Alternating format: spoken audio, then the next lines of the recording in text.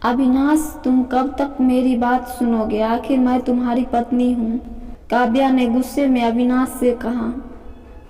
अविनाश बिना बोले घर से बाहर निकल गया। अब ऐसा हर दिन होता है। काव्या अपनी सास सुलोचना जी की बहुत इज्जत करती थी, लेकिन सुलोचना जी हमेशा उसे नीचा दिखाने की कोशिश में लगी रहती थी। आज भी वही काव्या ने सुबह जल्दी उठकर नाश्ता बनाया। अविनाश को सूजी का हलवा बहुत पसंद था, इसलिए उसने नाश्ते के साथ हलवा भी बनाकर सभी को परोस दिया। उसके ससुर रमेश जी ने सुलोचना जी टोकते हुए कहा, ये क्या फिजूल खर्ची है, सुबह सुबह देसी घी का हलवा। सुलोचना जी ने काव्या को डांटते हुए पूछा, क्यों बहू, ये देसी घी क्या तेरे मायके से आया है? मान जी, वो इन्हें हलवा बहुत पसंद है ना, इसलिए थोड़ा सा बनाया है। यह कहकर काव्या अविनाश की तरफ देख रही थी, शायद वो कुछ बोले। तभी सुलोचना जी ने कहा, मैं सब जानती हूँ, मेरे बेटे का बहाना करके खुद खाने का मन होगा। अविनाश चुपचाप नाश्ता करते रहे। काव्या की आंखों से आंसू छलक गए। इससे ज्यादा बुरा तब लगा जब अविनाश बिना हलवा खाए ही ऑफिस के लिए चल पड़े।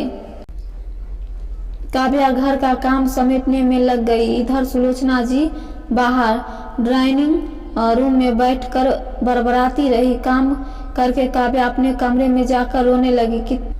कितने नाजों से पाला था उसके पापा ने, उसे आज भी याद है। एक बार उसने गाजर के हलवा बनाने के लिए कहा था, लेकिन माँ ने सूजी का हलवा बना दिया था। पापा को जब यह बात पता लगा तो वो तुरंत बाजार गए। वहां से ढेर सारा गाजर का हलवा लाए थे और उस दिन बिना कहे 2-3 दिन में गाजर का हलवा बनाने लगा। आज उसे सूजी के हलवे के लिए इतनी बातें सुनाई जा रही है। उससे गुस्सा सास ससुर पर नहीं, अविनाश पर था, जो कि कुछ नहीं बोल पाए। शाम को जब उसने अविनाश से शिकायत की तो वो बस इतना ही बोले, इस घर में केवल माँ की पसंद का खाना बनता है, आगे से मेरी पसंद का कुछ मत बनाना। काव्या ने अविनाश से बात करनी बंद कर दिया। आखिर क्या कसूर था काव्या का? यही कि वह अविनाश से बहुत प्यार करती थी। इसी तरह कुछ दिन बीत गए। एक दिन काव्या ने सुलोचना जी से कहा, माँ जी, मैं अपने घर जाना चाहती हूँ कुछ दिनों के लिए। अगर आप कहे तो आज ही चली जाऊँ। कई दिन पहले माँ का फोन आया था, कह रही थी पापा की तबीयत ठीक नहीं है। सुलोचना जी वहाँ पर भी जाती है, 1 सप्ताह से वापस नहीं आती है। घर का काम कौन करेगा? तेरे ससुर और तेरा बेटा शाम को थक हार कर घर आएंगे। यहाँ उन्हें खाना भी नसीब नहीं होगा। मुझे तो चक्कर आ रहे हैं, मैं खाना नहीं बना सकती। जाना है तो 1 दिन के लिए चली जा। काव्या मन मार के 1 दिन के लिए पीहर पहुँच जाती है। वहाँ पहुँचकर उसे और भी आश्चर्य होता है। भाभी, मम्मी पापा कहाँ गए?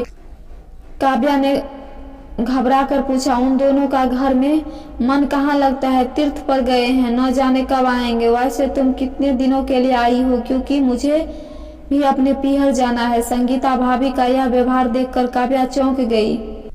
क्या ये वही भाभी है जो उनसे बहुत स्नेह जताती थी? काव्या सोफे पर बैठे सोच रही थी। अच्छा, वो जो भैया के मकान के पेपर साइन करा लिए थे, मैंने अपना हिस्सा छोड़ दिया था, शायद उसी साइन के लिए मेरे से प्यार जताया जा रहा था। काव्या उठकर खड़ी हो गई। भाभी, मुझे कुछ काम याद आ गया, मैं फिर आऊंगी। यह कहकर वह तेजी से घर से बाहर निकल गई। पीछे से गेट बंद होने की आवाज से वह समझ गई कि उसके जाने से भाभी को कोई खास फर्क नहीं पड़ा। भारी कदमों से हंसते हुए वह मंदिर पहुंच गई, क्योंकि शाम होने से पहले यदि ससुराल जाती तो सुलोचना जी उसे कई सवाल करती। मंदिर में जाकर उसने भगवान के दर्शन किए, बस न कुछ मांगा न कुछ बोला। भगवान के चरणों में शीश नवाकर वह बाहर आकर बैठ गई। तभी सामने के पेड़ के नीचे उसे अपने माता पिता बैठे दिखाई दिए।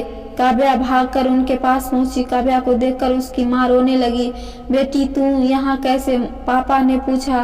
वो छोड़िए, ये बताइए आप यहाँ कैसे?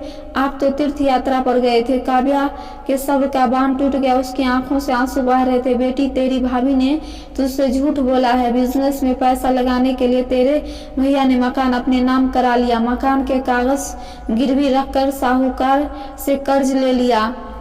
उसके बाद हम बोझ बन गए, हमें घर से निकाल दिया। पापा अब क्या हुआ? काव्या ने रोते हुए पूछा। बेटी तू चिंता मत कर, हम कहीं वृद्धाश्रम में चले जाएंगे, तू अपनी ससुराल जा, वहाँ किसी को यह बात मत बताना। अपने माँ बाप को इस हाल में देखकर वह उन्हें अपने साथ ले जाना चाहती थी, लेकिन जहाँ उसकी कद्र नहीं है वहाँ माँ बाप की क्या इज्जत होती। भारी मन से काव्या ससुराल की ओर चल दी। आज उसे अपने लड़की होने पर अफसोस हो रहा था। काश वह अपने माता पिता के लिए कुछ कर पाती। घर आकर उसने बहुत मुश्किल से घर का काम निपटाया। उसके बाद अपने कमरे में जाकर गुमसुम बैठ गई। उसकी आंखों से आंसू बह रहे थे। अविनाश अपने ऑफिस के काम में लगे हुए थे। जब वे सोने आए तो काव्या से पूछ बैठे, क्या बात है, आज फिर माँ की कोई बात बुरी लग गई जो आंसू बहा रही हो? काव्या अपने को रोक नहीं पाई और उसने रो रो कर सारी बात अविनाश को बता दी। क्या माता पिताजी को यहाँ ले आए? वे इस उम्र में कहाँ जाएंगे? अविनाश ने कोई जवाब नहीं दिया और करवट लेकर सो गई। इस बात से काव्या को बहुत गुस्सा आया। आज से मैं भी इनके माँ बाप की सेवा नहीं करूंगी, देखती हूँ कौन इनकी सेवा करेगा। रोते रोते काव्या सो गई। 2-3 दिन बीत जाने पर उसकी चिंता बढ़ती जा रही थी। एक दिन वह सब्जी लेने के बहाने उसी मंदिर में पहुंची, लेकिन उसके माता पिता वहां नहीं थे। पंडित जी, यहाँ मेरे माता पिता उस पेड़ के नीचे बैठे थे, कई दिनों से उनका कुछ पता है? तुम्हारा नाम काव्या है क्या? पंडित जी के मुंह से अपना नाम सुनकर काव्या ने पूछा। जी हाँ, लेकिन आपको कैसे पता? तुम्हारे माता पिता ने यह पता दिया था और कहा था कि वो यहाँ रहते हैं। काव्या ने पता देखकर वह यहाँ से कुछ दूर का था। काव्या ने मंदिर के बाहर निकलकर ऑटो रिक्शा किया और उस पते पर पहुंच गए। दरवाजा खटखटाया तो एक लड़की निकल पड़ी। यहाँ का पता मुझे पंडित जी ने दिया है। काव्या बोली। आप काव्या दीदी हो, अंदर आओ। काव्या को कुछ समझ नहीं आया। वह अंदर तो गई तो देखा उसके माता पिता सोफे पर बैठे थे। काव्या उन्हें देखकर रोने लगी। बेटी अब क्यों रो रही हो? तेरे कारण हमें यह मकान मिल गया। काव्या आश्चर्य से उसका चेहरा देखने लगी। लेकिन माँ, आप यहाँ कैसे और ये लड़की कौन है? तब उसकी माँ ने कहा, बेटी तुझे याद है तेरी शादी के बाद मेरी सास ने 80 लाख की डिमांड की थी। दामाद जी को बिजनेस खोलना था, इसलिए तेरे पिता ने उनकी डिमांड पूरी कर दी थी, जिससे कि तू सुखी रहे। जब तू हमसे मिलकर गई उसके अगले दिन दामाद जी आए। उन्होंने तेरे पापा के पैसे लौटा दिए, इसलिए क्योंकि उन्होंने कोई बिजनेस शुरू नहीं किया था। तेरे पापा ने मना भी किया लेकिन वो नहीं माने। उसके बाद उन्होंने प्रॉपर्टी डीलर से मिलकर 2-3 दिन में यह मकान खरीद दिया। साथ 4 लाख रुपए बच गए। इससे उन्होंने ये लड़की नौकरी पर रखवा दी जो हमारी केयर करेगी। लेकिन माँ, उन्होंने मुझे तो कुछ नहीं बताया। काव्या की आंखों में आंसू थे। वह रोते हुए वहां से अपने घर आ गई। घर आकर वह सोच रही थी कि अविनाश ने कभी उसके लिए आवाज नहीं उठाई, लेकिन मेरे माता पिता के लिए इतना करने कर दिया जो कि कोई सगा बेटा भी नहीं कर सकता। रात को उसने अविनाश से पूछा, आपने ऐसा क्यों किया? और मान जी को पता लग गया तो क्या होगा? अविनाश का जवाब सुनकर काव्या रोने लगी। अविनाश ने कहा, जैसे तुम्हारे लिए ये माता पिता है वैसे ही मेरे लिए तो वो माता पिता है। मैंने पैसे लेते समय ही सोच लिया था कि एक दिन ब्याज के साथ तेरे पैसा लौटा दूंगा, लेकिन जब बिजनेस शुरू नहीं हो पाया तो मैं इन पैसों को अपने पास रख कर सही समय आने का इंतजार कर रहा था। अगर मैं तुम्हारे माता पिता को अपने घर ले आता तो उनका आत्मसम्मान हर दिन उन्हें धिक्कारता। बेटी के घर में रहना पसंद नहीं करते हुए अपमानित न हो, इसलिए मैंने ये सब किया। अविनाश, मुझे माफ कर दो, आज तक मैं तुम्हें गलत समझती रही। तभी पीछे खड़ी सुलोचना जी बोली, वाह बेटी, वह पैसा हमने उधार लिया था, वह तुम्हारे पिता की अमानत थी। मैंने और अविनाश ने पहले ही फैसला किया था कि ब्याज के साथ तुम्हारे पैसे लौटा देंगे। अब चल सो जा, सुबह नाश्ता टाइम पर नहीं बना तो अच्छा नहीं होगा।